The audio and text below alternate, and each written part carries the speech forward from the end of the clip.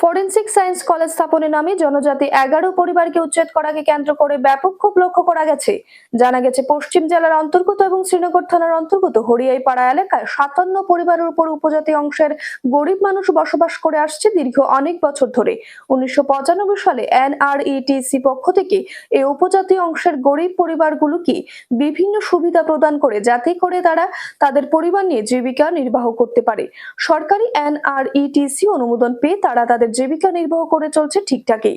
এরই মধ্যে এলাকায় ফরেন্সিক সায়েন্স কলেজ স্থাপন করার সিদ্ধান্ত নেয় সরকার। তবে সবচেয়ে আশ্চর্যের বিষয় হলো এডিসি প্রশাসনকে না জানিয়ে হঠাৎ এইভাবে গরিব উপজাতি অংশের 11 পরিবারকে উচ্ছেদের নোটিশ জারি করা হয় পশ্চিম ত্রিপুরা জেলা প্রশাসন থেকে।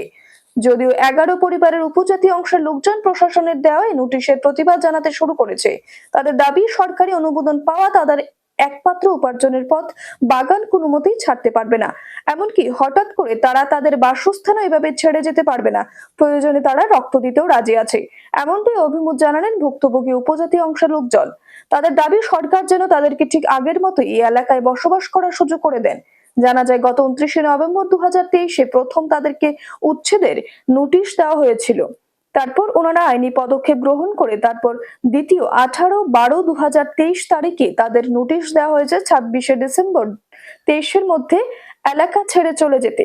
20 তারিখের মধ্যে যেন আমরা জায়গা খালি করে দিই। আমরা কি করে জায়গা খালি করে দেবো? তারা জায়গা খালি করে দিয়ে আমরা কোনখানে যাব এই নিয়ে আমরা আজকে এখানে প্রতিষ্ঠা হইতেছে আর কি। আমরা চাই আমরা কোনোদিন জায়গা দিতে পারবো না, প্রয়োজনে আমরা রক্ত দেবো। আমরা জায়গা দিয়ে কোনখানে যাবো আমরা কোনোদিন জায়গা দিতে পারবো না। Bureau report, news daily Bharat.